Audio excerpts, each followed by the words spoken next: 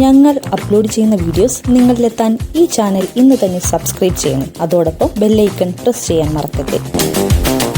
തന്റെ ആദ്യ സിനിമയിലൂടെ തന്നെ ഏറെ ശ്രദ്ധിക്കപ്പെട്ട നടിയാണ് നദിയ മൊയ്തു. നോക്കത്താ ദൂരത്ത് കണ്ണും നട്ട് എന്ന സിനിമയിലൂടെ മലയാളികളുടെ മുഴുവൻ ഇഷ്ടവും നേടിയെടുക്കാൻ നദിയയ്ക്ക് സാധിച്ചിരുന്നു. ഹാഫിൽ സംവിധാനം ചെയ്ത 1984 പുറത്തിറങ്ങിയ ചിത്രമായിരുന്നു നോക്കത്താ ദൂരത്ത് കണ്ണും നട്ട്. സിനിമയിൽ ഗേളി മാത്യു എന്ന കഥാപാത്രമായാണ് നദിയ എത്തിയത്. ചിത്രത്തിലെ അഭിനയത്തിലൂടെ മികച്ച നടിക്കുള്ള ഫിലിം ഫെയർ അവാർഡ് നേടിയെടുക്കാനും നദിയയ്ക്ക് കഴിഞ്ഞു. നദിയ മൊയ്തുവിന് പുറമെ പത്മിനി, മോഹൻലാൽ എന്നിവരായിരുന്നു ഈ സിനിമയിൽ പ്രധാന കഥാപാത്രങ്ങളെ അവതരിപ്പിച്ചത്. ഇന്നും നോക്കത്താ ദൂരത്ത് കണ്ണും നട്ട് എന്ന സിനിമ കണ്ടവർ മറക്കാത്ത ഒരു സീനാണ് നദിയ മൊയ്തുവും മോഹൻലാലും ചേർന്നുള്ള കന്നഡ സീൻ. ഇപ്പോൾ ആ സീനിനെ കുറിച്ച് സംസാരിക്കുകയാണ് നദിയ. തന്റെ ചെറുപ്പം കാരണം അന്ന് തനിക്ക് സിനിമയിലെ കന്നഡ സീനിന്റെ ഇന്റൻസിറ്റി മനസ്സിലായിരുന്നില്ലെന്നാണ് നടി പറയുന്നത്. സീനിന്റെ ഇമ്പാക്ട് അറിയുന്നത് സിനിമ കണ്ടപ്പോഴാണെന്നും മോഹൻലാലിന്റെ റിയാക്ഷനാണ് ശരിക്കും ആ സീനിനെ മറ്റൊരു തലത്തിൽ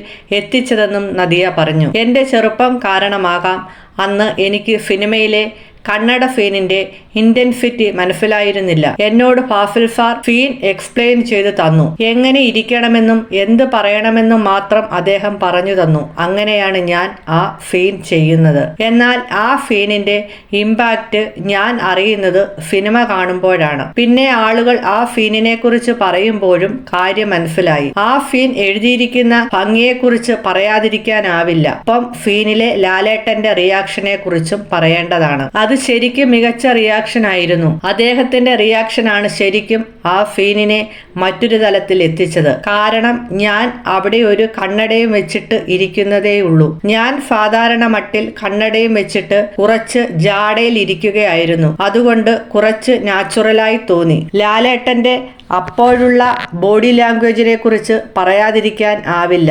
നദിയ മൊയ്തു പറഞ്ഞു. ഞങ്ങൾ അപ്ലോഡ് ചെയ്യുന്ന വീഡിയോസ് നിങ്ങളിലെത്താൻ ഈ ചാനൽ ഇന്ന് തന്നെ സബ്സ്ക്രൈബ് ചെയ്യണം. അതോടൊപ്പം ബെല്ലൈക്കൺ പ്രസ് ചെയ്യാൻ മറക്കരുത്.